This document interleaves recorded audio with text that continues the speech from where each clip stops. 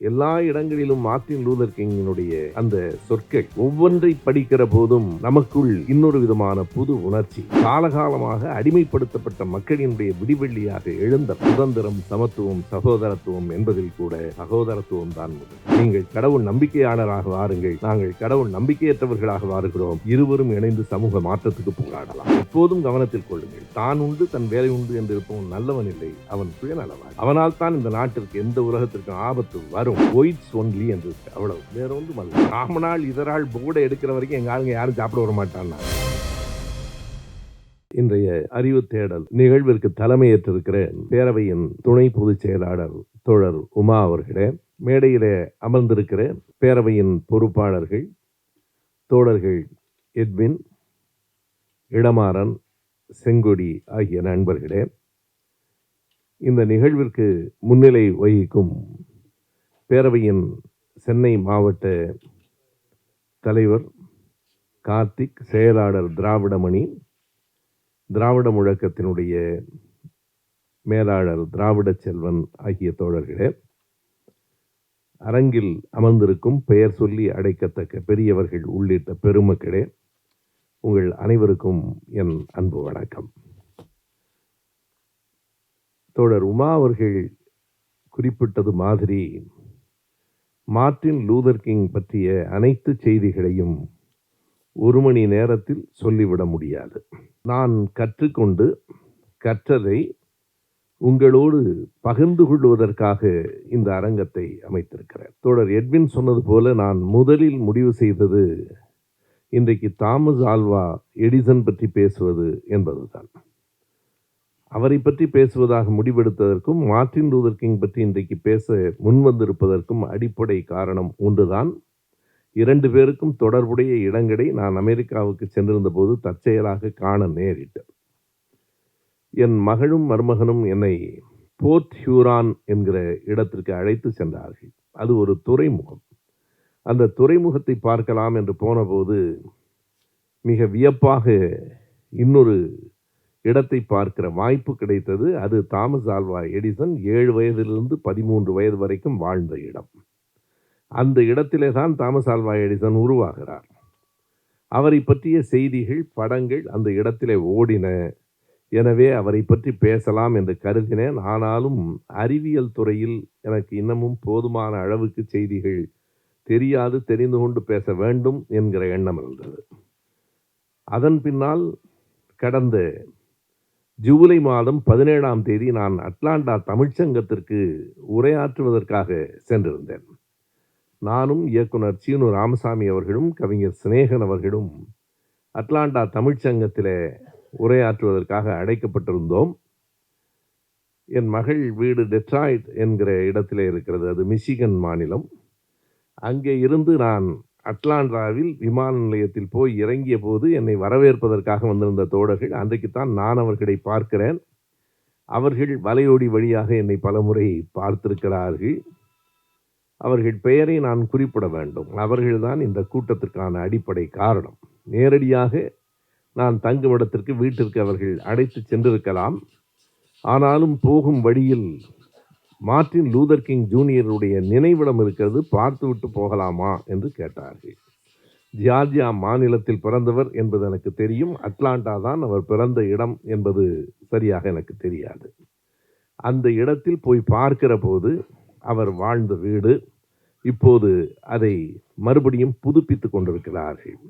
பக்கத்திலேயே அவர் எந்த தேவாலயத்தில் தொடர்ந்து போதகராக இருந்தாரோ அந்த தேவாலயம் எல்லாம் இருந்தது.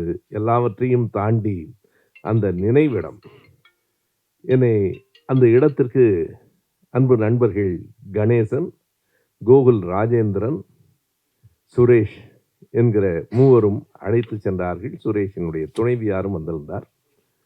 உள்ளே போகிற போது சாதாரணமாக ஒரு நினைவிடத்திற்குள் போகிறோம் என்கிற எண்ணத்தில் உள்ளே சென்றேன். நாங்கள் அந்த சின்ன நினைவிடம்தான், ஆனாலும் வெளியில் வருவதற்கு 1.5 மணி நேரம் ஆயிற்று. உள்ளே எல்லா இடங்களிலும் மார்ட்டின் லூதர் கிங்கினுடைய அந்த சொற்கள் ஒவ்வொன்றை படிக்கிற போதும் நமக்குள் இன்னொரு விதமான புது உணர்ச்சி. இன்னமும் போராட வேண்டும், இன்னமும் சமூகத்துக்கு தொண்டு செய்ய வேண்டும் என்கிற எண்ணம். உமா அவர்கள் சொன்னது போல எல்லாவற்றையும் தாண்டி திரும்ப திரும்ப எல்லா இடங்களிலும் பதிக்கப்பட்டிருக்கிற, இங்கே கூட நீங்கள் பார்க்கலாம், அந்த ஒரு தொடர் தான் ஐ ஹாவ் எ ட்ரீம் என்பதுதான் உலகம் முழுவதும் புகழ் பெற்ற ஒரு தொடராக, ஒரு இடத்தில் அவர் பேசிய அந்த ஒரு பேச்சின் ஒரு வரி, எனக்கு ஒரு கனவு இருக்கிறது என்று அவர் சொன்ன அந்த கனவு இன்னமும் நிறைவேறவில்லை. ஆனால் இப்போதும் அந்த கனவு அவருக்கு இருக்கிறது, அவரை போன்ற போராளிகள் எல்லோருக்கும் இருக்கிறது, நம்மை போன்ற சமூக ஆர்வலர்கள் எல்லோருக்கும் இருக்கிறது. நமக்கு ஒரு கனவு இருக்கிறது. ஐ ஹாவ் எ ட்ரீம் அல்ல, வி ஹாவ் எ ட்ரீம். நமக்கு ஒரு கனவு இருக்கிறது. அந்த கனவை தான் அவர் அன்றைக்கு பேசினார். அந்த உரை 1963ஆம் ஆண்டு ஆகஸ்ட் மாதம் 28ஆம் தேதி வாஷிங்டன் டிசியில் ஆப்ரஹாம் லிங்கனின் சிலைக்கு கீழே நின்று அவர் ஆற்றிய உரை. எவ்வளவு பேர் கேட்டார்கள்? 2.5 லட்சம் பேர். ஏறத்தாழ குறிப்பாக சொல்லப்படுகிற கணக்கு 2.5 லட்சம் பேருக்கு முன்னால் அவர் ஆற்றிய அந்த உரை, அது அப்படியே புத்தகமாக வந்திருக்கிறது. அதையும் அங்கே வாங்கி கொண்டு வந்தேன். கிங் எ லைஃப் என்று ஜொனாதன் எய்க் எழுதியிருக்கிற ஏறத்தாழ 700 பக்கங்களை கொண்ட ஒரு புத்தகம். ஒய் வி கனாட் வெயிட் என்று அவரே எழுதியிருக்கிற ஒரு நூல். இவைகளையெல்லாம் அந்த இடத்திலிருந்து வாங்கி கொண்டு வந்தேன். வருகிற போது எளிதாக படித்து விடலாம் என்று தான் கருதினேன். ஒரு 100-150 பக்கங்களை படித்து விட்டால் மார்ட்டின் லூதர் கிங் நமக்கு புரிந்து விடுவார் என்று நினைத்தேன். பிறகுதான் தெரிந்தது 100 பக்கங்கள் அல்ல, 100 புத்தகங்களை படிக்க வேண்டியிருக்கிறது. அந்த ஜொனாதன் எய்க் அவருடைய புத்தகத்தினுடைய பிற்பகுதியில் அந்த துணை நூற்பட்டியல் பிபிலியோகிராஃபி 100க்கும் மேற்பட்ட புத்தகங்கள் பெயர்கள் கொடுக்கப்பட்டிருக்கின்றன. அவற்றை நான் இன்னமும் பார்க்க கூட இல்லை. நான் படித்தது இந்த 3-4 புத்தகங்கள் தான். ஆனால் இந்த புத்தகங்களை படித்து முடிப்பதற்கே நேரம் ஆயிற்று. காரணம், இந்த பெயர்கள் எல்லாம் நமக்கு பழக்கம் இல்லாதவை. ஒவ்வொரு ஊரின் பெயரும் ஒவ்வொரு போராளியின் பெயரும் புதிதாக இருக்கிறது. எல்லாவற்றையும் நமக்கு பழக்கமில்லாத பெயர்கள். நாம் ராமசாமி, கண்ணன் என்றால் நமக்கு சட்டென்று புரியும். அந்த பெயர்கள் எல்லாம் புதிதாக இருக்கிறது. அந்த பெயர்களை உள்வாங்கிக் கொள்ள நான் அந்த பெயர்களை குறிப்பெடுத்து அந்த வரிசையாக எழுதி கொண்டிருக்கிற போது காலையில் என் துணைவியார் என்னை பார்த்து கேட்ட கேள்வி இப்போதும் எனக்கு நினைவிருக்கிறது. இதெல்லாம் உங்களுக்கு தேவையா? சும்மாவே இருக்க மாட்டீங்களா? யாராவது கேட்டாங்களா உங்களை? ஏன் நிம்மதியாகவே இருக்க மாட்டீங்க என்று ஒரு கேள்வியை கேட்டபோது, இது நமக்கு நாமே ஏற்படுத்தி கொள்ளுகிற ஒரு பணி. ஆனாலும் விரும்பி செய்வதால் சுமையாக தெரியவில்லை. அவ்வளவுதான் அதனுடைய அடிப்படை. நல்லது, மார்ட்டின் லூதர் கிங் வந்து விடலாம். மார்ட்டின் லூதர் கிங் என்பது ஒரு புள்ளி. அந்த புள்ளி விரிகிறது. முன்னும் பின்னுமாக ஏறத்தாழ 200-300 ஆண்டுகளுக்கு முன்பும் அதற்கு பின்பு நூற்றாண்டும் அந்த புள்ளி விரிவடைகிறது. இந்த மார்ட்டின் லூதர் கிங் என்பவன் ஒரு சமத்துவத்திற்காக போராடிய ஒரு போராளி. தன் தோலின் நிறம் கருப்பாக இருக்கிறது என்கிற ஒரே காரணத்துக்காக காலகாலமாக அடிமைப்படுத்தப்பட்ட மக்களினுடைய விடிவெள்ளியாக எழுந்தவன். எத்தனை காலம் இருட்டிலே இருப்பது, வெளிச்சத்திற்கு வாருங்கள் என்று அழைத்து வந்தவன். ஆனால் அவனிடமிருந்துதான் இந்த போர் வரலாறு தொடங்குகிறது என்று சொல்ல முடியாது. எப்படி நான் பெரியாரை பற்றி பேசுகிற போது பல நேரங்களில் சொல்லியிருக்கிறேன், அவர்தான் தொடக்கம் என்று நாங்கள் சொல்லவில்லை. வேரும் இருக்கிறது, விடுதுகளும் இருக்கின்றன. எந்த ஒரு அமைப்புக்கு வேரும் விடுதுகளும் இருக்கின்றனவோ அந்த அமைப்பு தான் தொடர்ந்து இயங்குகிறது என்று பொருள். எனவே கடவுள் அருளால் வந்து குதித்தவர் இல்லை. அவருக்கு முன்னால் பல நூற்றாண்டுகள் அந்த போராட்டம் நடந்தது, பிறகும் நடந்தது, இப்போதும் நடந்து கொண்டிருக்கிறது. அதில் ஒரு மைய புள்ளியாக குறிப்பிடத்தகுந்த ஒரு மாற்றத்தை கொண்டு வந்தவராக மார்ட்டின் லூதர் கிங் இருக்கிறார்.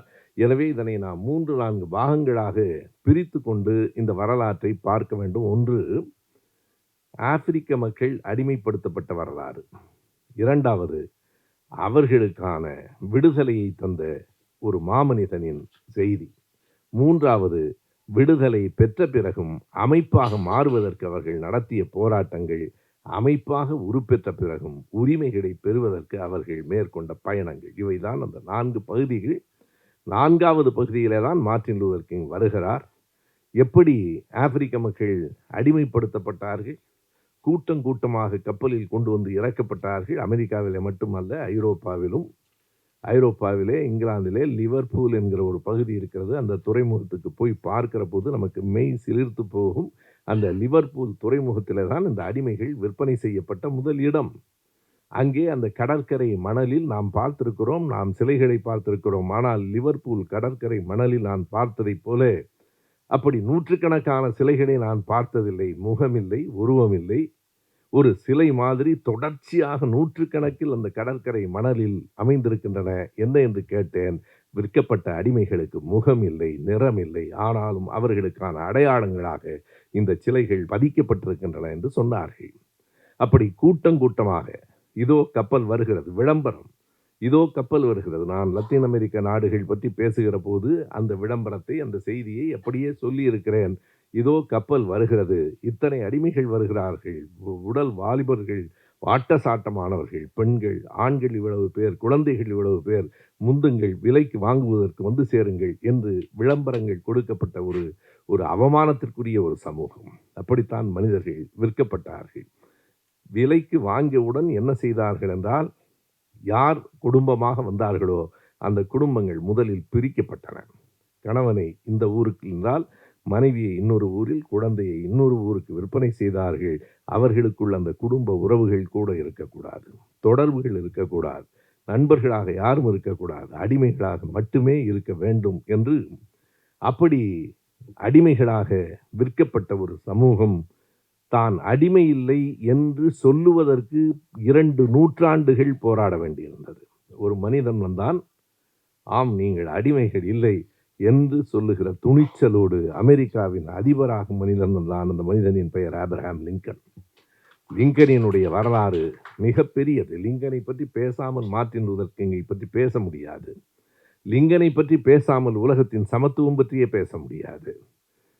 பாதிக்கப்பட்டவன் போராடுவது என்பது ஒன்று, பாதிக்கப்பட்டவனுக்காக பாதிக்கப்படாதவன், அவர்களை பாதிப்புக்கு உள்ளாக்கியவர்களிலிருந்து ஒருவன் எழுந்து போராடுவது என்பது இன்னொன்று. அப்படி போராட வந்தவன் தான் ஆபிரகாம் லிங்கன்.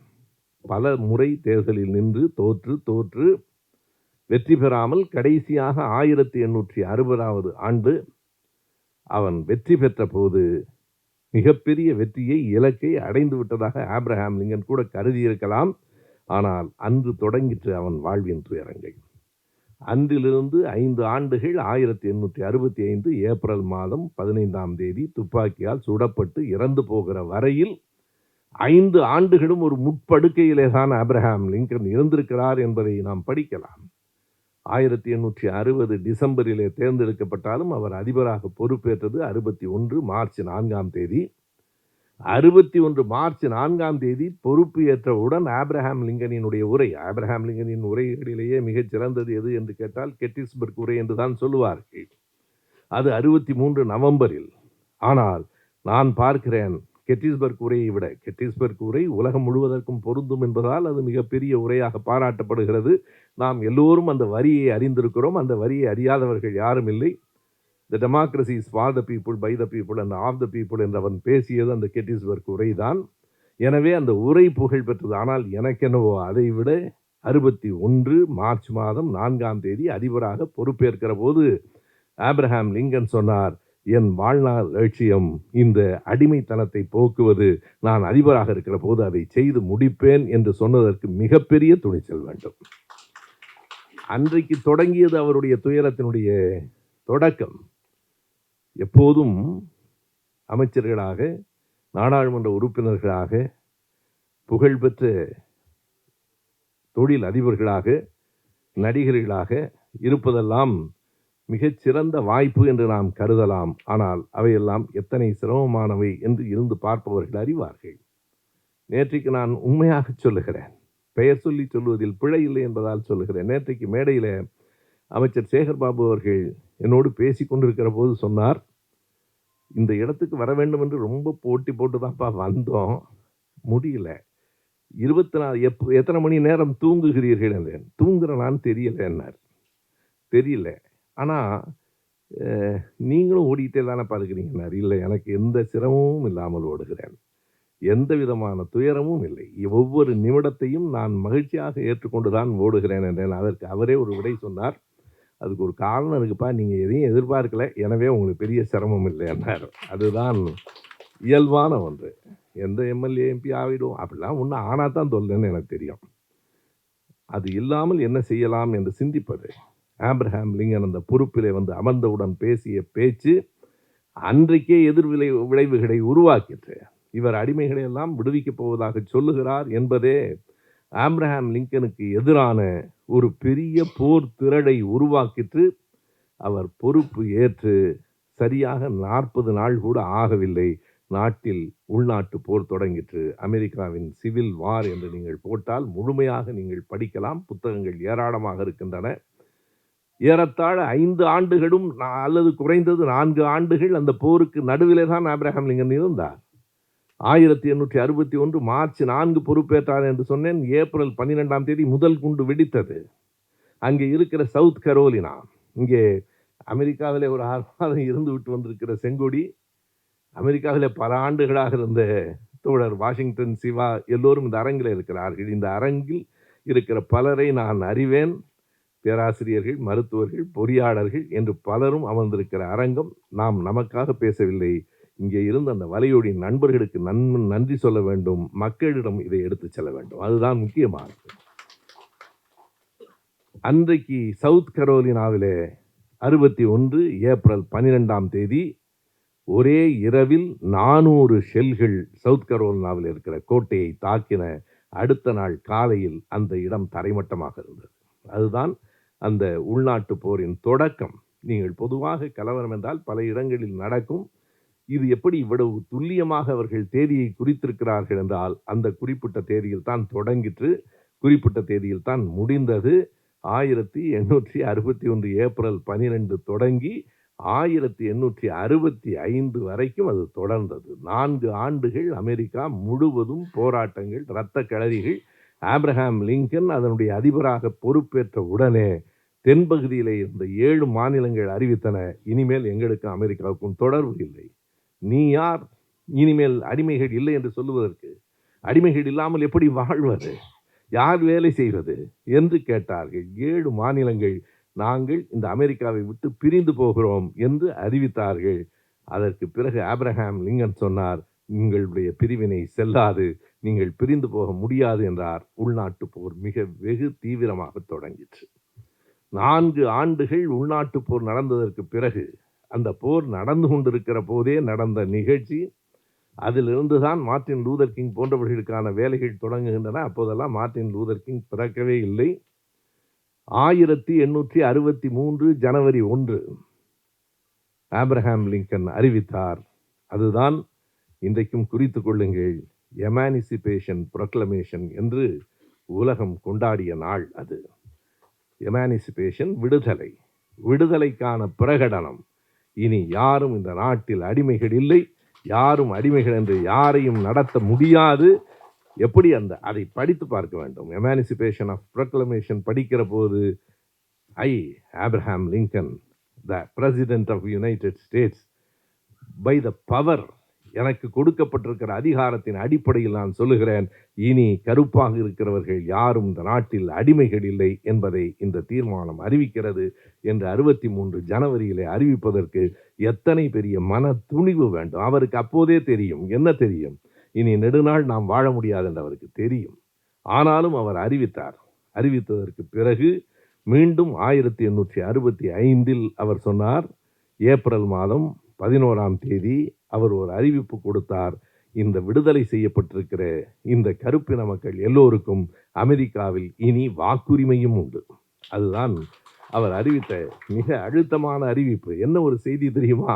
வரலாற்றில் ஜொனாதன் எய்க் எப்படி எழுதியிருக்கிறார் என்றால், அந்த எமானிசிபேஷன் ப்ரொக்ளமேஷன் என்கிற விடுதலை பிரகடனம் வந்த மறுநாள் இந்த தோட்டத்தில், அந்த வயலில், இந்த வீட்டில் வேலையாள்களாக இருந்த பல கருப்பின மக்கள் திடீரென்று ஓடியே போய்விட்டார்கள். ஆளையே காணும். அடுத்த நாள் காலையில் பலரை காணவில்லை. கேட்டால் எல்லோரும் சொன்னார்கள், அதிபரே சொல்லிவிட்டார், இனி எவனும் என்னை அடிமை என்று சொல்ல முடியாது, சட்டம் இருக்கிறது என்று அவர்கள் தப்பித்து போனார்கள். பிறகு அவர்களுக்கு வாக்குரிமையும் உண்டு என்று ஆபிரகாம் லிங்கன் அறிவித்தார். அவர் அறிவித்தது 1865. அதை மார்ட்டின் லூதர் கிங் பெற்று தந்தது 1965. ஒரு நூற்றாண்டுக்கு பிறகு. அதுதான் அந்த பேச்சு. ஐ ஹாவ் எ ட்ரீம் என்பதில் அதை குறிப்பிட்டு தான் மார்ட்டின் லூதர் கிங் பேசுகிறார். அதற்கு முன்பு இந்த வரலாற்று செய்தியை சொல்லிவிட வேண்டும். அப்படி அறிவித்தது ஏப்ரல் 11. ஆபிரகாம் லிங்கனுக்கு தெரியாது, அதுதான் அவருடைய கடைசி மேடை, அதுதான் அவருடைய கடைசி உரை என்று அவருக்கு தெரியாது. ஆனால் அதுதான் அவருடைய கடைசி உரையாக இருக்க வேண்டும் என்று அந்த கூட்டத்தில் இருந்த ஒரு இளைஞன் முடிவு செய்தான். அவனுடைய பெயர் ஜான் வில்ஸ் பைக் என்பது. அவனுக்கு வயது 27. ஒரு நாடக நடிகன், மேடையில் நடிக்கிற நாடக நடிகன், அழகான தோற்றமுடையவன். கருப்பின மக்களுக்கு வாக்குரிமையும் உண்டு என்று சொன்னதற்கு பிறகு ஆபிரகாம் லிங்கன் இந்த மண்ணிலே வாழக்கூடாது என்று அந்த இடத்தில் நான் முடிவெடுத்தேன். அதில் ஒரு அற்புதமான செய்தி இருக்கிறது. ஒரு கடிதம் கிடைத்தது. அந்த இளைஞனினுடைய கடிதம் கிடைத்தது. அந்த கடிதத்தில் அவன் என்ன எழுதியிருக்கிறான் என்றால், சுட்டு கொண்டு விட்டு தப்பித்து போய்விட்டான்.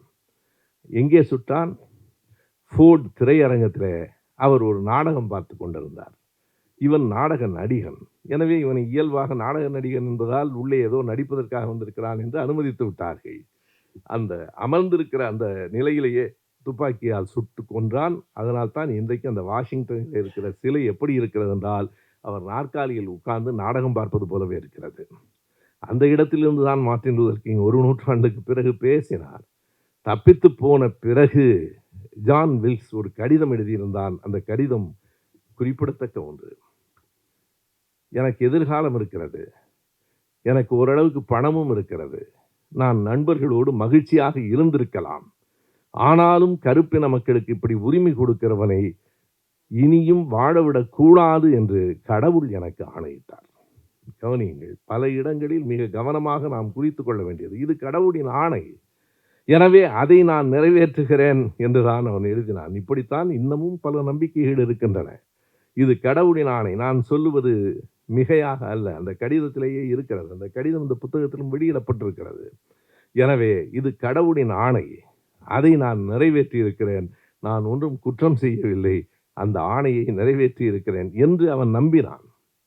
காந்தியாரை கொலை செய்ததில் நமக்கு 1000 கருத்து வேறுபாடுகள் இருக்கலாம். ஆனால் அதை நியாயம் என்று கோட்சே நம்பினான். கோட்சேயினுடைய எஸ் யுவர் ஆனர் என்கிற புத்தகம், மே ப்ளீஸ் யுவர் ஆனர் என்று ஒரு புத்தகம் இருக்கிறது. கோட்சேயினுடைய வாக்கு மூலம், அந்த வாக்கு மூலம் அதை சரி என்று தான் சொல்லுகிறது. அன்றைக்கு ஜான் வில்ஸ் பைக்கு அவன் செய்தது நியாயம், கோட்சேக்கு அவன் செய்தது நியாயம். திருநெல்வேலியிலே கவின் என்கிற இளைஞனை வெட்டியது சுர்ஜித்துக்கு நியாயம். எல்லாம் இனவெறி, சாதி வெறி, மதவெறி என்கிற இந்த மூன்றும் இதற்குள் அடங்குகிறது. கவனியுங்கள், வெறி தவிர்த்த ஒரு சமத்துவத்தை நோக்கிய சகோதரத்துவம் நிறைந்த ஒரு சமூகத்தை உருவாக்குவதற்காகவே நாம் இவற்றையெல்லாம் பேசுகிறோம். வெறும் பேச்சுக்காக அல்ல, வெறும் செய்திகளை உள்வாங்கிக் கொள்வதற்காக அல்ல. இந்த வெறித்தனத்தை விலக்கி மனித சமூகத்தை சகோதரத்துவத்தோடு, நான் புத்தன் சொன்ன அந்த சொற்கள், பிரெஞ்சு புரட்சியிலே பயன்பட்ட அந்த சொற்கள், அண்ணல் அம்பேத்கர் இந்தியா முழுவதும் பரப்பிய அந்த சொற்கள், சுதந்திரம், சமத்துவம், சகோதரத்துவம் என்பதில் கூட சகோதரத்துவம் தான் முதலில். சகோதரத்துவம் இருந்தால் சமத்துவம் வரும், ஜனநாயகமும் வரும், சுதந்திரமும் வரும். அந்த சகோதரத்துவத்தை நாம் இழந்து கொண்டிருக்கிறோம். எனவே அப்படி ஆபிரகாம் லிங்கன் சுடப்பட்ட பிறகு என்ன நடந்தது? இது முதல் கட்டம். அடிமைகளாக அவர்கள் ஏன் கொண்டு வரப்பட்டார்கள்? பாருங்கள், அவர்கள் ஆப்பிரிக்க மண்ணில் தங்கம் கிடைத்தது. அதுவே அவர்கள் வாழ்க்கைக்கு இறுதியாயிற்று. தங்கம் கிடைத்ததால் தங்கத்தை எடுக்க போனவர்கள், இருக்கிறவன் உடைப்பாடியாக இருக்கிறான், அவன் படிப்பறிவற்றவனாக இருக்கிறான் என்று அவனை விலைக்கு அடிமைகளாக கொண்டு வந்தார்கள். அந்த அடிமைத்தனத்தை ஆபிரகாம் லிங்கன் விலக்கினார். ஆனால் அடிமைகள் இல்லை என்று மட்டும்தான் சொல்ல முடிந்ததே தவிர அவரால் தொடர்ந்து இருக்க முடியவில்லை. சுட்டு கொல்லப்பட்டு விட்டார். அவர்களுக்கு எல்லா குடி உரிமைகளும் உண்டு என்பதாக அமெரிக்காவில் வரவே இல்லை. குடி உரிமைகளே இல்லை, அவர்கள் அடிமைகள் இல்லை, அவ்வளவுதான். ஆனால் என்னவெல்லாம் கட்டுப்பாடு? நீங்கள் அடிமைகளாக இருக்க வேண்டும், விலைக்கு வாங்குவது என்பது முடிந்து போயிற்று. ஆனால் நீங்கள் சமமாக கருதப்பட முடியாது. தேவாலயங்களில் அவர்களுக்கு திருமுழுக்கு கிடையாது. தேவாலயங்களில் உட்காருவதற்கு சம இடம் கிடையாது. எல்லாம் அப்படியே முழுக்க முழுக்க எல்லா மதங்களும் அப்படித்தான். அந்த மதங்கள் என்ன சொல்லின? இதில் என்ன வேடிக்கை என்றால், மார்ட்டின் லூதர் கிங் ஒரு தேவாலயத்திலே பாஸ்டராக, போதகராக இருந்தவர் தான். கடைசி வரைக்கும் கடவுளை நம்புகிறார். கடவுள் நம்மை காப்பாற்றுவார் என்று நம்புகிறார். அதே மாதிரி தான் மால்கம் எக்ஸ் நமக்கு தெரியும். மால்கம் எக்ஸ் சமகாலத்திலே போராடியவன். இவர் கிறிஸ்தவர் என்றால் அவர் இஸ்லாமியர். அல்லாஹ் காப்பாற்றுவார் என்று அவர் நம்பினார், தேவதேவன் காப்பாற்றுவார் என்று இவர் நம்பினார். ஆனால் அந்த நம்பிக்கையோடு நின்று விடாமல் மக்களுக்காக அவர்கள் போராடினார்கள். நாம் அதைத்தான் சொல்லுகிறோம். உங்களுக்கு கடவுள் நம்பிக்கை இருக்குமானால் எங்களுக்கு அது கவலை இல்லை. நீங்கள் கடவுள் நம்பிக்கையாளராக வாருங்கள், நாங்கள் கடவுள் நம்பிக்கையற்றவர்களாக வாருகிறோம். இருவரும் இணைந்து சமூக மாற்றத்துக்கு போராடலாம். அதுதான் அடிப்படை. நான் எப்போதும் மத நம்பிக்கை, கடவுள் நம்பிக்கையில் கூட குறுக்கிடுவதில்லை. சாதி நம்பிக்கை தான் ஒழிக்கப்பட வேண்டும். சாதி என்பது இந்த மண்ணில் விட்டு அழிக்கப்படுகிற நாள் தான் இந்த நாட்டினுடைய புனிதமான நாள். எனவே அதில் மிக உறுதியாக இருக்க வேண்டும். மதத்தை நான் அப்படி பார்க்கவில்லை. மதம் என்பது நம்பிக்கை. நம்பி தொலையட்டும், நமக்கு சிக்கல் இல்லை. ஆனால் அந்த நம்பிக்கைகள் பல மூட நம்பிக்கைகளுக்கு வழிவகுக்கின்றன. ஏராளமான மூட நம்பிக்கைகள், மதத்தின் பெயராலும் கொலைகள் எல்லாம் நடக்கிறது. தேவாலயத்தில் அந்த கருப்பின மக்களுக்கு திருமுழுக்கு என்று சொல்லுகிற அந்த புனிதப்படுத்துகிற அந்த சடங்கு கிடையாது. பின்னால் அமர வேண்டும். ஏன் அப்படி அமர வேண்டும்? அது விவிலியத்திலேயே சொல்லப்பட்டிருக்கிற வேத வாக்கு என்று சொன்னார்கள். என்ன சொல்லப்பட்டிருக்கிறது? நீங்கள் அடிமைகளாக இருப்பதற்காக படைக்கப்பட்டிருக்கிறீர்கள் என்பதை முழு மனத்தோடு ஏற்றுக்கொண்டு நீங்கள் கீழ்ப்படியுங்கள். அதுதான் அந்த தொடர். இந்த கீழ்ப்படிதல் என்பது மதம் எப்போதும் சொல்லித் தருவது ஒன்றுதான். நான் பல கூட்டங்களில் சொல்லியிருக்கிறேன். மதத்துக்கும் அறிவியலுக்கும் என்ன வேறுபாடு? அப்படியே நான் சொல்வதை நம்பு என்கிறது மதம், எல்லாவற்றையும் கேள்விகள் என்கிறது அறிவியல். இதுதான் அடிப்படை வேறுபாடு. எல்லாவற்றையும் நம்பு, இதுதான் மதம். எல்லாவற்றையும் கேள்விகள், யார் சொல்கிறார்கள் என்பதை பற்றி கவலைப்படாதே, எது சொல்லப்படுகிறது என்பதை பார் என்பது அறிவியல். எனவே நீங்கள் முழு மனத்தோடு அடிமையாக இருக்க கீழ்ப்படியுங்கள் என்று அவர்களுக்கு சொல்லப்பட்டது. அதை நம்பினார்கள். அதற்கு பிறகு மறுபடியும் குடி உரிமைக்கான இயக்கங்கள் தோன்றின. அதில் சில பெயர்களை நாம் குறிப்பிட வேண்டும். நம்முடைய முன்னாள் அமைச்சர் பொன்முடி அவர்கள் எழுதியிருக்கிற புத்தகத்தில் அந்த வரலாற்று செய்திகள் முழுமையாக இருக்கின்றன. கருப்பின திராவிட இயக்கமும் கருப்பின இயக்கமும் என்கிற அவருடைய ஆய்வேடு. நான் எப்போதும் அந்த புத்தகத்தை வாங்கி வைத்தேன். இப்போது மார்ட்டின் லூதர் கிங் பற்றி பேச வேண்டுகிற போதுதான் அதையும் படிக்கிற வாய்ப்பும் எனக்கு வந்து சேர்ந்தது. ஒரு நல்ல புத்தகம்தான். அதிலே அவர் குறிப்பிடுகிறார் என்னென்ன இயக்கங்கள் தோன்றின. 1905 ப்ரூஸ் டி வாஷிங்டன் என்பவரும், 1911 WEB டுபாய்ஸ் என்பவரும் தொடங்கிய 2 இயக்கங்கள். ஒன்று நகர்ப்புற மேம்பாட்டு இயக்கம், இன்னொன்றுக்கு பெயர் நயாகரா இயக்கம். அது ஏன் நயாகரா என்று எனக்கு தெரியவில்லை. அது அமெரிக்காவிலும் கனடாவிலும் இருக்கிறது. இரண்டுக்கும் இடையில் இருக்கிறது. அந்த நீர்வீழ்ச்சியின் வேகம், கொட்டுகிற அந்த வலிமை, அதை பொறுத்து அவர்கள் வைத்திருப்பார்கள் என்று நினைக்கிறேன். நயாகரா இயக்கம், நகர்ப்புற மேம்பாட்டு இயக்கம், அதற்கு பிறகு கார்வே இயக்கம் போன்ற பல இயக்கங்கள் கருப்பின மக்களின் குடியுரிமைக்காக போராடின. இதனை தாண்டி அடுத்த கட்டம் வருகிறது. அந்த கட்டத்திலே தான் நம்முடைய மார்ட்டின் லூதர் கிங் வருகிறார். அவர் பிறந்ததே 1929 தான். இந்த உலகத்தில் 39 ஆண்டுகள் தான் வாழ்ந்தார் என்பதல்ல, வாழ அனுமதிக்கப்பட்டார். எல்லோரும், மால்கம் எக்ஸ் எல்லோரும் ஒரே காலத்தை சேர்ந்தவர்கள், வெவ்வேறு பகுதியிலே போராடினார்கள். 29 மார்ட்டின் லூதர் கிங் பிறந்தார். 24 மால்கம் எக்ஸ் பிறந்தார். இவர் 68 சுடப்பட்டார். அவர் 65 சுடப்பட்டார். எல்லோரும் சுட்டு கொல்லப்பட்டிருக்கிறார்கள். அதுதான் வரலாறு. யாரெல்லாம் சமத்துவத்துக்கு போராடினானோ, யாரெல்லாம் விடுதலைக்கு போராடினானோ, அவனெல்லாம் யாருக்காக போராடினார்களோ அவர்களாலேயே சில நேரங்களிலே சுடப்பட்டிருக்கிறார்கள். ஆப்ரஹாம் லிங்கனை கொன்றவன் யார்? அவனும் இவனும் ஒரே மாதிரி. ஆப்ரஹாம் லிங்கன் ஒன்றும் கருப்பினத்தை சார்ந்தவர் அல்ல. ஆனாலும் அவன் சொல்லியிருக்கிற இன்னொரு வரியும் நான் பார்க்க வேண்டும். கருப்பினத்தை சேர்ந்தவன் அவர்கள் விடுதலைக்காக போராடினால் கூட குற்றமில்லை, இவருக்கு என்ன வந்தது என்று கேட்கிறான். அதுதான் மிக முக்கியமான செய்தி. மார்ட்டின் லூதர் கிங்கை சுட்டுவிட்டு லண்டனுக்கு தப்பி ஓடிவிட்டான். அவனுடைய பெயர் ஜேம்ஸ் எல் ரே என்பது. இந்த பெயர்களெல்லாம் நமக்கு புதிதாக இருக்கிறது. ஜேம்ஸ் எல் ரே. என்ன வேடிக்கை என்றால், மார்ட்டின் லூதரை துப்பாக்கியால் சுட்டு கொண்டவன் ஒரு வெள்ளைக்காரன் தான். ஆனால் அவன் மீது ஏற்கனவே பல கொள்ளை வழக்குகள் இருக்கின்றன. கொள்ளையடித்த வழக்கு இருக்கிறது. சிறையிலிருந்து ஏற்கனவே தப்பித்திருக்கிறான். நீயே இவ்வளவு மோசமானவனாக இருக்கிறாயே என்று கேட்டதற்கு அவன் சொன்ன விடையை என்னால் மறக்கவே முடியவில்லை. அவன் சொல்லுகிறான், நான் தப்பு செய்தால் என்னை இன்னொரு வெள்ளையன் தண்டிக்கட்டும். நான் வெள்ளையனோடு நான் மோதிக்கொள்ளுகிறேன். அவன் தண்டித்தால் நான் வாங்கிக் கொள்ளுகிறேன். இவன் யார் என்கிறான். எனவே அவனுக்கு அடிப்படையில் குற்றம் பெரிதாக அல்ல, நிறம்தான் பெரிதாக இருக்கிறது. எனவே அந்த கட்டத்திலே தான் 1929 பிறந்த மார்ட்டின் லூதர் கிங் ஜூனியர், அது கூட அவருடைய பெயர், அது என்ன ஜூனியர் அப்படியானால் சீனியர் அவருடைய அப்பாவாக இருக்க வேண்டும். ஆமாம், அவருடைய அப்பா தான். அவர் என்ன சமூகத்திலே போராடி இருக்கிறார் என்று பார்த்தால் ஒன்றுமில்லை, இவருடைய பெயர் மைக்கேல் என்பது. ஆனால் ஜெர்மனிக்கு ஒரு முறை இவரை சிறுவனாக இருக்கிற போது கூட்டிக் கொண்டு சென்ற அவருடைய அப்பா ஜெர்மனியிலே இருந்த ஒரு பெரிய தத்துவாசிரியர், அவனுடைய பெயர் மார்ட்டின் லூதர். எனவே தன் பெயரையும் தன் மகன் பெயரையும் அவர் மாற்றினார். தன் பெயரையும் மார்ட்டின் லூதர் என்று மாற்றி மகன் பெயரையும் மார்ட்டின் லூதர் என்று மாற்றியதால் குழப்பம் வராமல் இருக்க வேண்டும் என்பதற்காக தன் பெயரை மார்ட்டின் லூதர் கிங் சீனியர் என்றும் தன் மகனுக்கு மார்ட்டின் லூதர் கிங் ஜூனியர் என்றும் பெயர் மாற்றினார். அவருக்கு சீனியருக்கு வரலாற்றிலே பெரிய செய்திகள் ஒன்றும் இல்லை.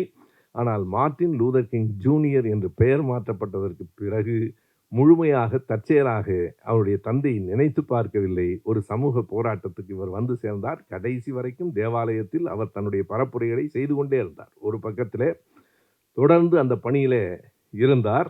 ஆனால் முழுமையாக அவர் சமூக பணிகளில் ஈடுபட்டார். அவருடைய வாழ்நாள் முழுவதும் அதற்கு பிறகு போராட்டமாக இருந்தது. அனைத்தையும் விரிவாக சொல்ல முடியாது. 3 நிகழ்ச்சிகளை நான் இந்த இடத்தில் பகிர்ந்து கொள்ளுகிறேன். 3 மிகப்பெரிய நிகழ்ச்சிகள். ஒன்று அலபாமா பஸ் ஸ்ட்ரைக் என்பது, அது 1955. அதற்கு பிறகு இந்த ஐ ஹாவ் அ ட்ரீம் என்பது 1963 வாஷிங்டனில் அவர் ஆற்றிய உரை. 2.5 லட்சம் பேரை வாஷிங்டனை நோக்கி ஒரு பேரணியாக நடத்துவதற்கு முன்பு அவர் ஆற்றிய உரை. பிறகு 1968 டென்னசி என்கிற மாநிலத்தில் அவர் சுட்டு கொல்லப்பட்ட நிகழ்வு. இந்த 3 செய்திகள். இதற்கு இடையில் 65 அவர் செல்மா என்கிற இடத்திலே இருந்து ஜியார்ஜியா மாநிலத்தில் இன்னொரு இடத்திற்கு ஒரு பேரணியை நடத்தி வாக்குரிமைக்காக போராடினார். அந்த பேரணி தான் அன்றைக்கு அதிபராக இருந்த ஜான்சனை இறுதியில் வேறு வழியின்றி கருப்பின மக்களுக்கும் வாக்குரிமை உண்டு என்று கையெழுத்திட வைத்தது. அது 1965. நாம் நினைவு வைத்துக் கொள்ளலாம் மிக எளிதாக. ஆப்ரஹாம் லிங்கன் சுடப்பட்டது எந்த ஆண்டு என்று கேட்டபோது நான் ஒரு கூட்டத்தில் 1865 என்று சொன்னேன். இந்த ஆண்டை எப்படி சட்டென்று நீங்கள் நினைவு வைத்து சொல்கிறீர்கள் என்று. வேறொன்றும் இல்லை, எப்போதும் நமக்கு தெரிந்த ஆண்டுகளோடு அதை இணைத்து வைத்துக் கொண்டால் பின்னிங் மெத்தட் என்பார்கள். இணைத்து வைத்துக் கொண்டால் நினைவிருக்கும். நம்முடைய பிறந்த ஆண்டு நினைவிருக்கும், திருமணமானது நினைவிருக்கும், முக்கியமான ஆண்டுகள் நமக்கு நினைவிருக்கும். அதுபோல தமிழர்களுக்கு தமிழ்நாட்டில் நினைவிருக்க வேண்டிய ஆண்டு 1965. ஆப்ரஹாம் லிங்கன் சுடப்பட்டது 1865, அவ்வளவுதான். இனி மறக்காது. 1965 இந்திய எதிர்ப்பு போராட்டம் தமிழ்நாட்டிலே நடந்த ஆண்டு. அதே 1965 தான் மார்ட்டின் லூதர் கிங் அவருடைய பேரணியின் மூலமாக, அந்த செல்மா என்கிற இடத்திலிருந்து நடந்த பேரணியின் மூலமாக வாக்குரிமையை பெற்றுக் கொடுத்தார். காலையிலே தான், நான் இன்னமும் அந்த படத்தை பார்க்கவில்லை, மருத்துவர் தாயப்பன் எனக்கு ஒரு செய்தி சொன்னார். அண்ணா, அந்த செல்மா படம் பார்த்திருக்கிறீர்களா என்று கேட்டார். ஆவணப்படம் பார்த்ததில்லை. அந்த செல்மா என்பது அந்த இடத்தின் பெயர். செல்மாவிலே இருந்து தான் அந்த பேரணி தொடங்கிட்டு, அப்போதுதான் அந்த வாக்குரிமைக்கான கடைசி கையெழுத்து கிடைத்தது. நிறைய வந்திருக்கிறது, ஆவண படங்களே நிறைய வந்திருக்கிறது. The assassination of Martin Luther King என்றே ஒரு குறும்படம் இருக்கிறது. அது எப்படி அவர் கொல்லப்பட்டார் என்பதை அப்படியே காட்சிப்படுத்தி இருக்கிறார்கள். ஒரு மெம்பிஸ் என்கிற இடம், டென்னசியிலே மெம்பிஸ் என்கிற இடத்தில் ஒரு ஹோட்டலில் அவர் தங்கியிருக்கிற இடத்தில் பால்கனியிலே நின்று கொண்டிருக்கிறார். திட்டமிட்டு அவனும் என்ன சொல்லுகிறான் என்றால், அவரை கொன்றவனும் அந்த ஏல் ரே என்கிற அவனும் சொல்லுகிறான், இவையெல்லாம் கடவுளுக்கும் மதத்துக்கும் எதிரான செயல்கள். கவனியுங்கள், கடவுளுக்கும் மதத்துக்கும் எதிரான செயல்கள். எனவே அவனை கொல்ல வேண்டியது என்னுடைய கட்டாயம் என்றுதான் அவனும் சொல்லுகிறான். எனவே இப்படிப்பட்ட செய்திகள் எல்லாவற்றையும் மிக தெளிவாக நாம் பல செய்திகளை உள்வாங்கிக் கொள்ளலாம். முதலில் இந்த அலபாமா பஸ் ஸ்ட்ரைக் என்பது மிக மிக முக்கியமானது. ஒரு போராட்டத்தை எப்படி நடத்தலாம்? முழுக்க முழுக்க மார்ட்டின் லூதர் கிங் எந்த போராட்டத்திலும் வன்முறை கலந்துவிடக்கூடாது என்பதில் மிக உறுதியாக இருந்தார். அதற்கு அவர் யாரை முன்னோடி என்று சொன்னார்? எனக்கு இந்தியாவில் இருக்கிற மகாத்மா காந்தி தான் அதற்கான முன்னோடி என்று அவர் சொன்னார். 1959 பிப்ரவரி 3ஆம் தேதி மார்ட்டின் லூதர் கிங் இந்தியாவுக்கு வந்தார். 5 வாரங்கள் இந்தியாவில் இருந்தார். அவர் மிகப்பெரிய ஒரு ஆசையோடு இந்தியாவுக்கு வர வேண்டும் என்று 40களில் நினைத்தார். வர முடியவில்லை. காந்தியாரை நேரில் பார்த்துவிட வேண்டும் என்கிற அவர் எண்ணம் இருந்தது. 59 அவர் இங்கே வந்து இறங்கும்போது காந்தியார் இல்லை. காந்தியாரை இந்த நாட்டு மதம் கொன்று தொலைத்து விட்டது. அந்த நாட்டு மதம் சார்ந்தவர்கள் வந்தபோது இந்த நாட்டு மதம் கொன்று விட்டது. அப்போது அந்த பேருந்து நிறுத்தத்தில் இன்னொரு செய்தியையும் நான் ஒரு கூட்டத்திலே கூட குறிப்பிட்டேன். மார்ட்டின் லூதர் கிங்குக்கு யார் முன்னோடியாக இருக்கிறார்? காந்தியார். காந்தியார் அதை எங்கிருந்து பெறுகிறார்? டால்ஸ்டாயிடமிருந்து பெறுகிறார். டால்ஸ்டாய் எங்கிருந்து பெறுகிறார்? திருவள்ளுவரிடமிருந்து பெறுகிறார். மறுபடியும் நம்மிடமிருந்து தான் வரலாறு தொடங்கு. இதையெல்லாம் நானாக சொல்லவில்லை, அவர்களே சொல்லி இருக்கிறார்கள். டால்ஸ்டாய் சொல்லி இருக்கிறார். திருக்குறளை முன்னோட்டமாக ஆல்பர்ட் ஸ்வைட்சரை காட்டிலும் திருக்குறளை யார் பாராட்ட முடியும்? அவர் பிறந்தது ஒரு தேசம், ஜெர்மனியில் பிறந்தவர். பிரான்ஸ் நாட்டில் பழங்குடி மக்களுக்காக ஆல்பர்ட் ஸ்வைட்சர் பாடுபட்டார் கடைசி வரைக்கும். ஆனால் அவரை மக்கள் என்ன கருதினார்கள்? அவர் மருத்துவம் செய்தார் பழங்குடி மக்களுக்கு. இவன் யாரோ ஆள் பிடிப்பதற்காக வந்திருக்கிறான் என்று கருதினார்கள். அத்தனை துயரங்களையும் தாங்கிக் கொண்டுதான் ஆல்பர்ட் ஸ்வைட்சர் அந்த மக்களுக்கு தொண்டு செய்தார். அப்போது அவன் உலக இலக்கியங்களையெல்லாம் நான் படித்தேன். இந்தியாவின் தென்கோடியில் இருக்கிற ஒரு தமிழ்நாடு என்கிற பகுதியிலிருந்து வருகிற திருக்குறளை போல ஒரு நூலை நான் படித்ததில்லை என்று ஆல்பர்ட் ஸ்வைட்சர் சொல்றார். எனவே மார்ட்டின் லூதர் கிங்குக்கு காந்தியார், காந்தியாருக்கு முன்னோடி டால்ஸ்டாய், டால்ஸ்டாய்க்கு முன்னோடி திருக்குறள், திருவள்ளுவர் தான் என்பதையும் நாம் இந்த இடத்தில் பார்க்கிறோம். இந்த செய்திகளை எல்லாம் வைத்துக்கொண்டு நான் மார்ட்டின் லூதர் கிங் நினைவிடத்திற்குள் போகிற போது நான் பார்த்த அந்த வரிகள், எல்லோரும் ஐ ஹாவ் எ ட்ரீம் என்பதுதான் சொல்லுவார்கள்.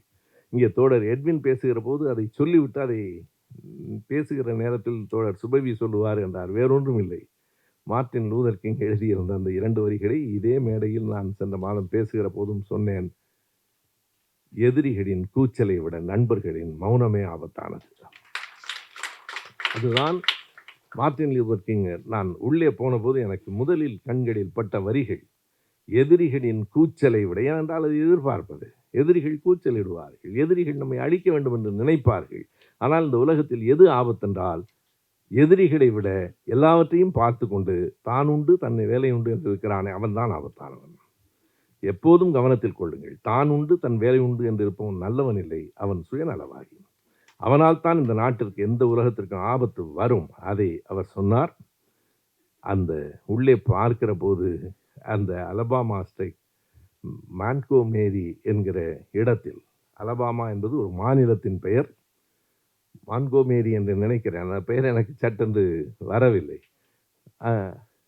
சரிதானா?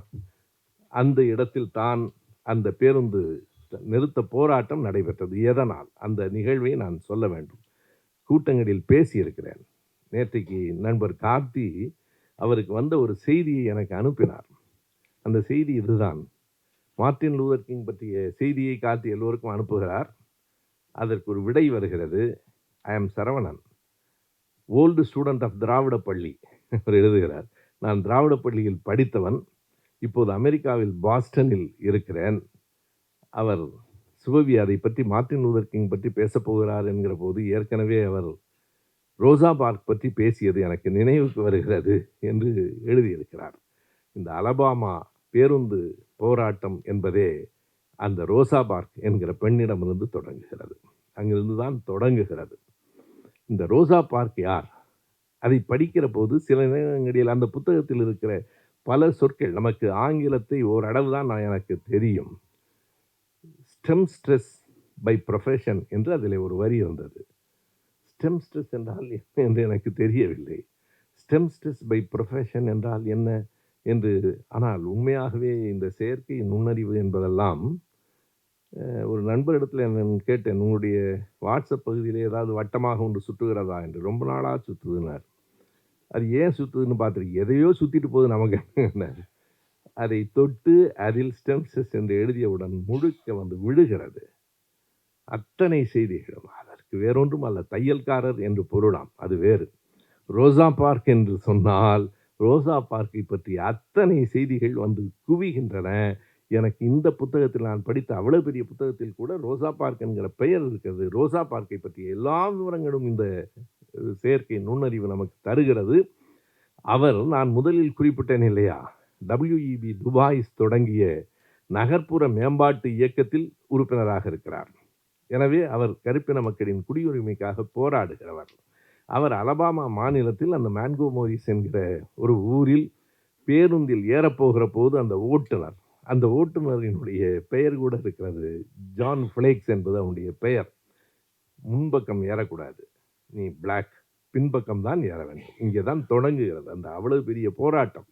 என்ன அங்கே மரபாக இருக்கிறது என்றால், அந்த பேருந்தில் முதல் 10 இருக்கைகள் வெள்ளைக்காரர்களுக்கு, இறுதி 10 இருக்கைகள் கருப்பின மக்களுக்கு, இடையில் இருக்கிற 14 இருக்கைகள் யார் வேண்டுமானாலும் வெள்ளைக்காரர்கள் இல்லாத போது கருப்பர்கள் உட்கார்ந்து கொள்ளலாம். அதுதான் அந்த சட்டம். ஆனால் கருப்பின மக்கள் எப்போதும் பின் வாசலில் தான் ஏற வேண்டும், முன்னால் வந்து ஏறக்கூடாது. இந்த பெண் ஏறுகிறாள், நீ போய் பின்னால் ஏறு என்று சொன்னவுடன் இந்த பெண் சொல்லுகிறாள், நான் ஏறுவதற்கு நீ யார் சொல்லுவது என்று சொல்லி வந்து உட்காருகிறாள். இதுதான் அந்த போராட்டத்தின் தொடக்கம். அந்த பெண் கைது செய்யப்படுகிறாள். $14 அவளுக்கு தண்டம் விதிக்கப்படுகிறது. $10 அதற்கான ஃபைன், $4 அந்த நிர்வாக செலவுக்காக. மொத்தம் $14. $14 எப்போது? 1955இல் $14க்கான மரியாதை என்ன என்று நீங்கள் பார்த்து கொள்ளலாம். இப்போதும் நாம் வெளிநாடுகளுக்கு போனால் 2 கேள்விகளை கேட்கக்கூடாது என்று என் மனைவியிடத்தில் சொல்லுவேன். ஒன்று, இப்போ இந்தியாவில் என்ன நேரம்? அது ஏன் அவனுக்கு இந்தியாவில் என்ன நேரமாக இருந்தால் இப்போது இங்கே என்ன நேரம்? இந்தியாவில் என்ன நேரம்னு கேட்டோன்னா தூக்கம் வர மாதிரி இருக்கும். அங்கே பகல். இந்தியாவில் என்ன நேரம் என்று கேட்கக்கூடாது. ஒரு தேநீர் $1.5 அப்படின்னா இந்தியாவில் எவ்வளோ? அது கேட்டா தீ உள்ளே இறங்காது. இங்கே $1.5 அவ்வளவுதான். இந்தியாவில் என்ன மதிப்பு என்று? இன்றைக்கு இந்தியாவில் $1 $85. நீங்கள் 1955 ஆண்டு எவ்வளவு பெரிய மதிப்பு? $14 ஃபைன், அந்த பெண்ணுக்கு சிறை. இங்குதான் அந்த போராட்டம் தொடங்கிற்று. எப்படி தெரியுமா? அதாவது அந்த மார்ட்டின் லூதர் கிங் நினைவிடத்துக்கு போகிற போது பல படங்கள் இருக்கின்றன. அப்படியே அந்த படங்கள் இருக்கின்றன. பல போராட்டங்களுக்கு எது காரணமாக இருக்கிறது என்றால், ஒரு அறிவிப்பு பலகை காரணமாக இருக்கிறது. அந்த அறிவிப்பு பலகையில் என்ன இருக்கிறது? ஒயிட்ஸ் ஒன்லி என்று இருக்கு. அவ்வளவுதான், வேற ஒன்றும் அல்ல.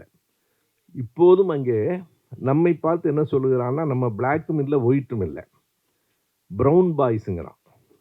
நம்மளுக்கு ஒரு பேர் வச்சிருக்கான், ப்ரௌன் பாய்ஸ், கலர்டுங்கிறான். ரைட்டா? நான் கலர்டுனா ரொம்ப கலர்ஃபுல்லாக இருக்கும்னு நினச்சேன். கலர்டுன்னா ப்ரௌன் பாய்ஸ்ன்னு அர்த்தம். அந்த ப்ரௌன் பாய்ஸ் என்கிறவர்களுக்கும் இவர்கள் பிளாக்ஸ், இந்த 2 பேரும் உள்ளே வரக்கூடாதுங்கிறது தான் அந்த ஒயிட்ஸ். இந்த ஒயிட்ஸ் ஒன்லி என்பது நீங்கள் எண்ணி பாருங்கள், போராட்டம் எங்கே இருக்கிறது?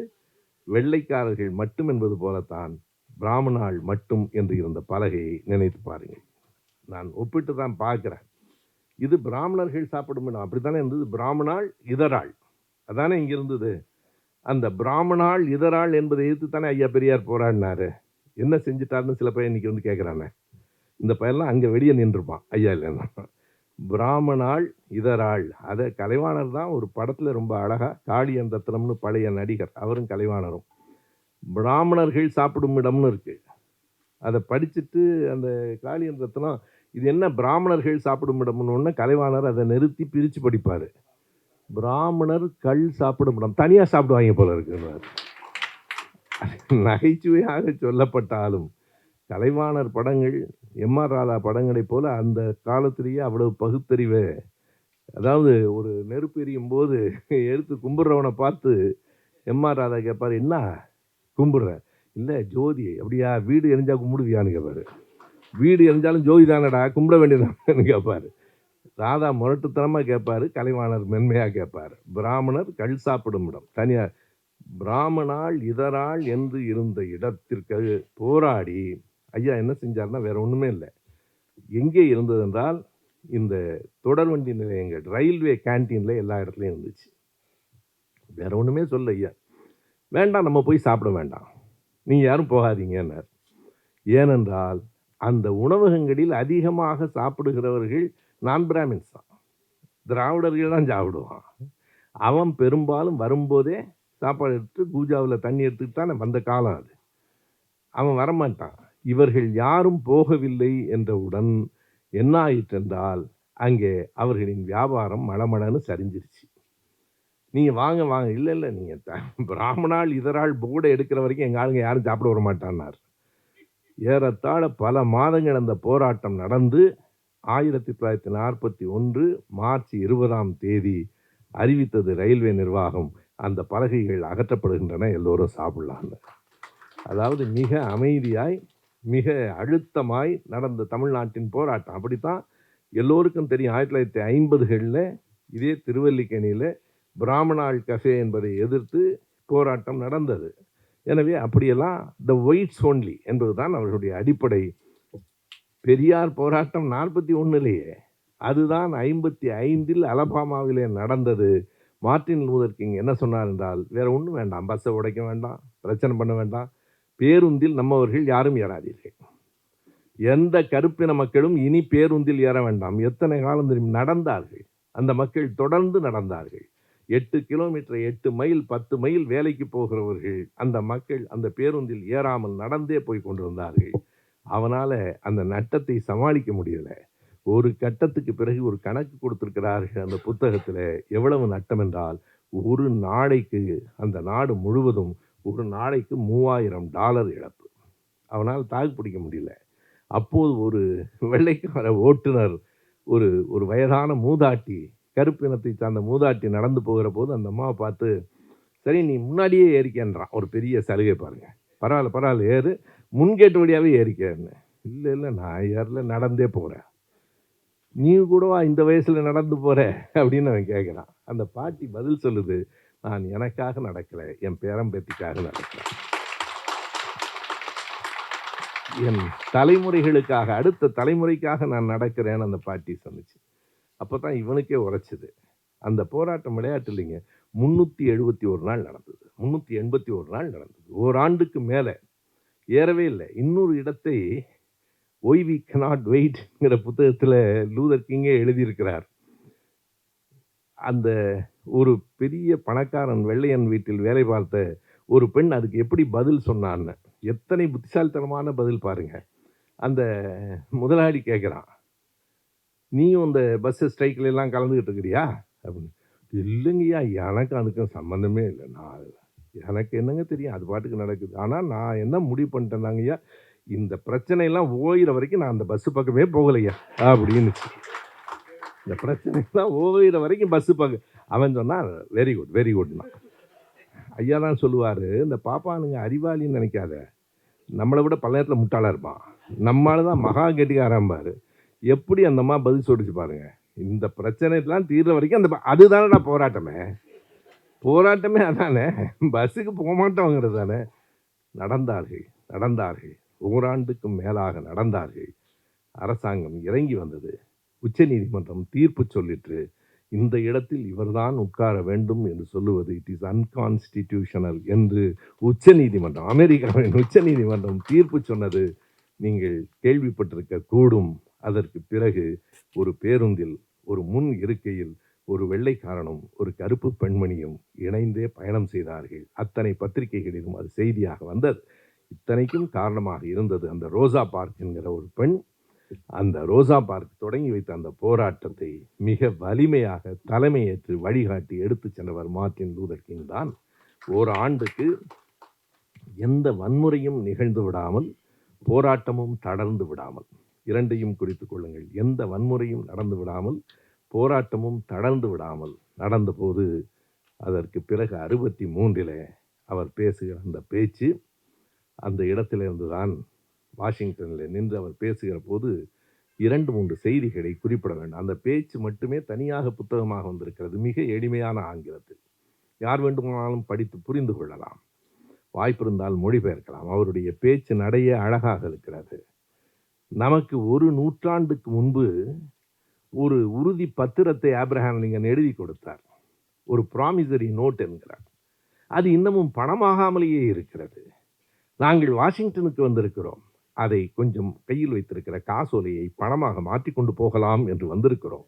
அந்த உறுதிமொழியை நடைமுறைக்கு கொண்டு வாருங்கள் என்பதுதான் அவர் சொன்னது. உறுதிமொழியை தந்திருக்கிறீர்கள். நாங்கள் விடுதலை பெற்று விட்டோம். விடுதலை பெற்று விட்டோம். எந்த பயனும் இல்லாமல் விடுதலை பெற்று என்ன பயன்? நாம் மாற வேண்டும். இரண்டாவது, இது மிக முக்கியமான செய்தி அவர் சொல்லுவது. நாம் மட்டுமே போராடி பெற வேண்டும் என்பதல்ல. இது ஒரு கருப்பர்களுக்கும் வெள்ளையர்களுக்குமான போராட்டம் அல்ல. ஜனநாயகவாதிகளுக்கும் ஆதிக்கவாதிகளுக்குமான போராட்டம். எனவே வெள்ளையாக இருக்கிறவர்களிலும் யாரெல்லாம் ஜனநாயகத்தை ஏற்கிறீர்களோ எங்களோடு வாருங்கள் என்பதுதான் அந்த பேச்சு. அதில் அவர் சொல்லுகிறார், நான் பார்க்கிறேன் இவ்வளவு பெரிய திரளில் அந்த வெள்ளையாக இருக்கிற மக்களும் கலந்திருக்கிறார்களே, இதுதான் நம் போராட்டத்தின் தொடக்கம். We cannot walk alone. இது ஒரு குறிப்பிட்ட அவருடைய தொடர். We cannot walk alone. நாம் சேர்ந்து தான் நடக்க வேண்டும் எல்லோரோடும். அந்த நேரத்தில் தான் அவர் சொல்லுகிறார், I have a dream. இந்த புத்தகத்தை, அவருடைய உரையை வெளியிட்டிருக்கிற அந்த புத்தகம், அதனுடைய முன்னுரையை அவருடைய மகனும் மகளும் எழுதியிருக்கிறார்கள். மகனுடைய பெயர் மார்ட்டின் லூதர் கிங் 3 என்பது, மகள் பென்சீர் என்பது. அந்த பெண் எழுதியிருக்கிற அந்த எழுத்து, அந்த முன்னுரையில் இன்னொரு செய்தியும் நான் குறிப்பிட வேண்டும். அவருடைய மனைவியும் சேர்ந்தே பல போராட்டங்களில், குரோட்டா என்று பெயர், குரோட்டா கிங் சேர்ந்தே போராடி இருக்கிறார். அவர் மறைந்ததற்கு பிறகு தன் தாய் தந்தை நினைவாக அந்த சொத்துக்களை அல்ல, அவர்களின் நினைவுகளை எல்லாம் நினைவிடமாக்கி அத்தனையும் பொறித்து வைத்திருப்பது அவருடைய மகள் பென்சீர் தான் என்பதை நான் அறிந்தேன். அந்த பென்சீர் எழுதியிருக்கிற முன்னுரை இருக்கிறது அந்த புத்தகத்தில், அவருடைய பேச்சுக்கு எழுதியிருக்கிற அந்த முன்னுரை அத்தனை அழகானது.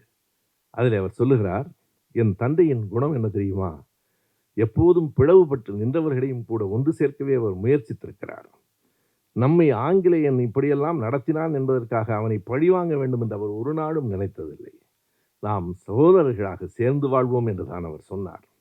அடுத்த வரி மிக அழகானது. அந்த பெண் எழுதுகிறார், எப்போதும் என் தந்தை பாலங்களைத்தான் கட்டியிருக்கிறாரே தவிர சுவரை எழுப்பியதே இல்லை.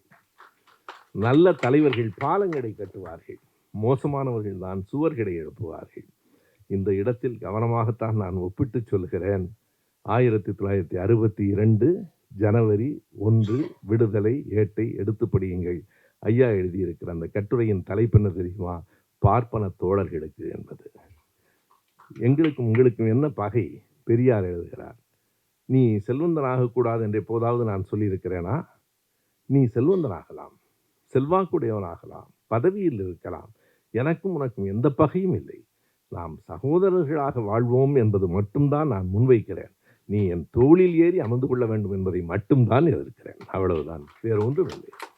பார்ப்பன தோழர்களுக்கு என்கிற அந்த கட்டுரை துண்டறிக்கையாக எடுத்து நாம் கொடுக்கப்பட வேண்டிய ஒரு கட்டுரை. கவிஞர் இன்குலாப் எழுதியிருக்கிற, நான் பல கூட்டங்களில் சொல்லியிருக்கிற அந்த வரி மறுபடியும் எனக்கு நினைவுக்கு வருகிறது. இன்குலாப் சொல்லுவார், சிங்கள தோழனோ இந்தி தோழனோ யார் வேண்டுமானாலும் என் தோள் மீது கை போட்டு கொண்டு வரலாம், எனக்கு சம்மதம். ஆனால் எந்த பயலும் என் தோள் மீது ஏறி அமர்வதை என்னால் ஏற்க முடியாது. அவ்வளவுதான் திராவிட இயக்கத்தின் அடிப்படை கோட்பாடு, அவ்வளவுதான். யாரோடும் பகை இல்லை. ஆனால் எந்த பயலும் என் மீது ஏறி உட்காருவதை நாங்கள் அனுமதிக்க முடியாது. அது திமிர்த்தனம் என்கிறான். நான் தோளில் இடம் கொடுக்கவில்லை என்பதை இங்கே பேசியவர்கள் சொன்னது மாதிரி ஆன்டி இந்தியன் என்கிறான். இந்தியன் என்றால் தோளை கொடுக்க வேண்டும். கை கொடுக்க நாம் தயாராக இருக்கிறோம், கை குலுக்க தயாராக இருக்கிறோம். ஆனால் தோளில் ஏறி அமர முடியாது. இதைத்தான் மார்ட்டின் லூதர் கிங் பேசுகிற போது ஐ ஹாவ் அ ட்ரீம் என்று என்ன சொல்லுகிறார்? மிக அழகான தொடர்கள் அவை.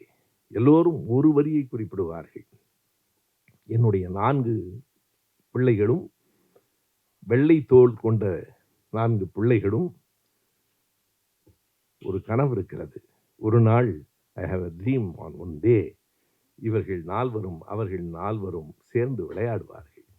அப்போது அங்கே இந்த தோலின் நிறம் பெரிதாக தெரியாது, அவரவர் குணங்களே சகோதரத்துவத்தை கொண்டு வந்து நிறுத்தும். எனக்கு ஒரு கனவு இருக்கிறது. இதோ இந்த ஜார்ஜியாவின் மலைகளில் யாரெல்லாம் இந்த வயல்களில் அடிமைகளாக வேலை பார்த்தார்களோ அவர்கள் வீட்டு பிள்ளைகளும், யாரெல்லாம் இந்த வயல்களுக்கு சொந்தக்காரர்களாக இருந்தார்களோ அவர்கள் வீட்டு பிள்ளைகளும் இந்த மலைகளில் அமர்ந்து கதைகளை பேசுவார்கள். காலம் வரும். எனக்கு ஒரு கனவு இருக்கிறது. இங்கே வந்திருக்கிற அத்தனை பேரும் திரும்ப ஊருக்கு செல்லுங்கள். You go to Georgia, you go to Atlanta, you go to Boston, you go to Missouri, எங்கே வேண்டுமானாலும் செல்லுங்கள். வந்த இடத்திற்கு திரும்ப செல்லுங்கள். ஆனால் திரும்பும்போது ஒரு நம்பிக்கையோடு செல்லுங்கள். இந்த நிலையை நம்மால் மாற்ற முடியும், மாற்றியே தீருவோம் என்கிற நம்பிக்கையோடு திரும்பி செல்லுங்கள் என்று சொன்னதுதான் அந்த பேச்சு. I have a dream. எனக்கு ஒரு கனவு இருக்கிறது. இந்த நாட்டில் நமக்கெல்லாம் என்ன கனவு இருக்கிறது? மிக பலருக்கு என்ன கனவு இருக்கிறது? காரும் வீடும் பங்களாவும் கனவும் இருக்கிறது. எனக்கு ஒரு கனவு இருக்கிறது என்று மார்ட்டின் லூதர் கிங் சொன்னதெல்லாம் சமத்துவம் தான், வேறொன்றும் அல்ல. என் நிறம் கருப்பாய் இருப்பதற்கோ வெள்ளையாய் இருப்பதற்கோ நான் காரணம் இல்லை. பிறப்பு எதையும் தீர்மானிக்காது, தீர்மானிக்க முடியாது. நாம் சகோதரர்களாக இருப்போம். அப்படி இருக்கிற காலம் ஒன்று வரும். I have a dream. எனக்கு ஒரு கனவு இருக்கிறது என்று அவன் சொன்ன அந்த பேச்சு தான் பலரை பல்வேறு விதங்களில் கோபத்திற்கு உள்ளாக்கியது. இந்த கனவு நினைவாகிவிடும் என்று அவன் சொல்லுகிற அந்த உறுதி, என்றாவது ஒரு நாள் கண்டிப்பாக இந்த கனவு நிறைவேறும். நாம் இந்த மண்ணில் சேர்ந்து வாழ்வோம். நாம் மட்டும் தனியாக போக வேண்டும் என்று நான் கருதவில்லை. We cannot walk alone. யார் ஒருவரும் தனித்து இயங்க முடியாது. இந்த இடத்தில் நான் இன்னொன்றையும் கணக்கிலே கொள்ள வேண்டும் என்று நினைக்கிறேன். பெண் விடுதலை என்று சொன்னால் அது பெண்ணுக்கும் ஆணுக்குமான சண்டை அல்ல, அது ஜனநாயக போராட்டம். பட்டியலின மக்களுக்கான விடுதலை என்றால் பட்டியலின மக்களுக்கும் பிற்படுத்தப்பட்டவர்களுக்குமான மோதல் இல்லை. இன்றைக்கு பலர் அப்படித்தான் செய்கிறார்கள், அப்படி வர வேண்டும் என்று கருதுகிறார்கள். இது யாருக்குள் இடையிலான மோதலும் இல்லை. ஆனால் யாருக்கு இடையிலான மோதல்? ஜனநாயகத்தை ஏற்கிறவர்களுக்கும் மறுக்கிறவர்களுக்கும் இடையிலான மோதல். பெண்ணுக்கு விடுதலை வேண்டும் என்று சொல்லுகிற ஆண்கள் எல்லாம் இந்த பக்கம், பெண்களுக்கு விடுதலையே கூடாது என்று சொல்லுகிற பெண்கள் இருந்தால் அவர்கள் அந்த பக்கம். எனவே இது பெண்ணுக்கும் ஆணுக்குமானதல்ல, ஏழைக்கும் பணக்காரனுக்குமானதல்ல, சாதியின் அடிப்படையிலானதல்ல. இது ஜனநாயகத்துக்கும் ஜனநாயக எதிர்ப்பான ஆதிக்கத்துக்கும் எதிரான போராட்டம். We cannot walk alone. நாம் தனியாக நடக்க முடியாது, நாம் சேர்ந்துதான் நடப்போம். யார் நம்மை அடிமைப்படுத்த நினைக்கிறானோ அவனுக்குள்ளேயும் ஒரு தெளிவை ஏற்படுத்தி அவனை பகையாக பார்க்காமல் சேர்ந்துதான் நடப்போம் என்று சொன்ன மார்ட்டின் லூதர் கிங்கை குறிவைத்து இனி வாழக்கூடாது இவன் என்று கருதி மிக கவனமாக 1968 ஆண்டு இதற்கு இடையில் 63 ஐ ஹேவ் எ ட்ரீம் என்று பேசிய அந்த பேச்சுக்கும் 68 அவர் கொலை செய்யப்படுவதற்கும் இடையில் 65 செல்மா என்கிற இடத்திலிருந்து அப்படியே ஒரு படம் வந்திருக்கிறது. அந்த படத்துக்கு பெயரே செல்மா. செல்மா என்றால் நமக்கு என்ன என்று புரியாது, அது அந்த இடத்தின் பெயர். செல்மாவிலே இருந்து அந்த பேரணி தொடங்கிட்டு ஜான்சன் கையெழுத்திட்டார். அன்றிலிருந்து வாக்குரிமையும் வந்து சேர்ந்தது. அன்றைக்கு மார்ட்டின் லூதர் கிங் அந்த போராட்டத்தை வெற்றிகரமாக நடத்தி முடித்து வாக்குரிமையை பெற்றிருக்கவில்லை என்றால் அமெரிக்காவின் அதிபராக ஒபாமா ஆகியிருக்க முடியாது. அதுதான் வரலாறு. அறிஞர் அண்ணா அவர்கள் என்றைக்கோ எழுதினார், வெள்ளை மாளிகையில் ஒரு கருப்பு நிலா. தலைப்பு அண்ணாவுடையது. அறிஞர் அண்ணா அவர்களின் சில தலைப்புகளே மிக அற்புதமானவை. வெள்ளை மாளிகையில் ஒரு கருப்பு நிலா, கோடு உயர்ந்தது, குன்றம் தாழ்ந்தது, பின்னால் ஒரு பெரிய அரசியலே இருக்கிறது. திருப்பரங்குன்றத்திலே நிறைவேற்றிய தீர்மானத்தை திருச்செங்கோட்டிலே ராஜாஜி தோற்கடித்து விட்டார். திருப்பரங்குன்றத்திலே நிறைவேற்றியவர் காமராஜரை பற்றி இவர்கள் பேசுகிறார்கள். அண்ணாவை விட பெரியாரை விட யார் பேசியிருப்பார்? கோடு தாழ்ந்தது, குன்றம் தாழ்ந்தது, கோடு உயர்ந்தது என்பார். அதுபோல வெள்ளை மாளிகையில் ஒரு கருப்பு நிலாவாக ஒபாமா வந்தார் என்றால் 65 மார்ட்டின் லூதர் கிங் நடத்திய போராட்டத்தின் வெற்றிதான் அது. இவை எல்லாவற்றையும் கணக்கில் வைத்துக் கொண்டுதான் 68 டென்னசி மாநிலத்தில் மெம்பிஸ் என்கிற இடத்தில் அவர் தொழிலாளர்கள் போராட்டத்தில் கலந்து கொள்வதற்காக போனார்.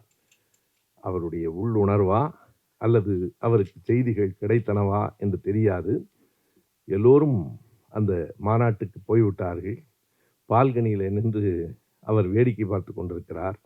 அப்போது அவர் நண்பர்களிடத்திலே சொன்ன செய்தி பதிவாகி இருக்கிறது. மாநாடு வரைக்கும் நான் வந்து விடுவேனா என்றே தெரியவில்லை. ஏன் சொன்னார் என்பது யாருக்கும் புரியவில்லை. அந்த இடத்திலே தான் அவர் ஏல் ரே என்கிற ஒரு இளைஞனான், அவனுக்கும் இவருக்கும் ஏறத்தாழ ஒரே வயது. 1929 பிறந்தவர் இவர். இவருக்கு 2-3 ஆண்டுகள் முன்னால் பிறந்தவன் அவன் அவனை சுட்டு கொன்றுவிட்டு அந்த இடத்திலிருந்து தப்பித்து 1968 அந்த படுகொலைக்கு பிறகு அவன் லண்டனுக்கு போய்விட்டான். பிறகு அவனை பிடித்தார்கள். அதே போலத்தான் ஆப்ரஹாம் லிங்கனை சுட்டு கொன்றவனும் தப்பி விட்டான். அந்த வில்க்ஸ் பைக் என்கிறவனை கடைசியாக ஒரு புகையிலை தோட்டத்திலே தான் அவனை, புகையிலை கிடங்கு அங்கே கண்டுபிடித்த அந்த இடத்திலேயே அவனை சுட்டு கொண்டார்கள். ஆனால் மார்ட்டின் லூதர் கிங்கை கொன்றவன் 30 ஆண்டுகள் சிறையில் இருந்தான். 1997 உடல்நலம் இல்லாமல் இடையில தப்பி போய் மறுபடியும் பிடிபட்டு அவனுடைய சிறுநீரகம், அவனுடைய ஈரல் எல்லாம் தானாக கெட்டு போய்விட்டன. அவன் 1968 மார்ட்டின் லூதர் கிங்கை சுட்டு கொண்டான். அதற்கு பிறகு 30 ஆண்டுகள் சிறையில் கிடந்து வாடி உடல் நலிவுற்று அவன் இறந்து போனான். எதனை கணக்கில் வைத்துக் கொள்ள வேண்டும் என்றால், நான் இவைகளெல்லாம் படிக்கிற போது எனக்கு மறுபடியும் திருநெல்வேலியிலே நடந்த அந்த கொலை நினைவுக்கு வருகிறது. ஒரு இளைஞன் கொல்லப்பட்டான். அவன் வாழ்க்கை போயிற்று, இவன் வாழ்க்கையும் போயிற்று, இவன் தங்கை வாழ்க்கையும் போயிற்று. அந்த குடும்பங்கள் இரண்டும் தெருவில் நிற்கின்றன. அவன் சாதியை காப்பாற்றி விட்டதாக வெளியில் இருக்கிறவர்கள் சொல்கிறார்கள். இந்த சாதி வெறியர்களால் இன்னும் எத்தனை கொலைகளை நாம் பார்க்க போகிறோம் என்று தெரியவில்லை. அங்கே நிற வெறி என்றால் இங்கே சாதி வெறி. அதுதான் நாம் இந்த உரைக்கு பிறகு ஏற்றுக்கொள்ள வேண்டிய ஒரு செய்தி. எல்லோருக்கும் வேலை இருக்கிறது. சாதி ஒழிப்பு மாநாடுகளை தமிழ்நாடு முழுவதும் நடத்த வேண்டிய கட்டாயம் நமக்கு இருக்கிறது. மார்ட்டின் லூதர் கிங் வெறும் பேச்சாளன் இல்லை. அவனுடைய பேச்சு உலகம் முழுவதும் பரப்பப்பட்டது. ஆனால் அவன் வெறும் பேச்சாளன் இல்லை. நாமும் வெறும் பேச்சாளர்களாக இருந்துவிடக்கூடாது. நன்றி, வணக்கம்.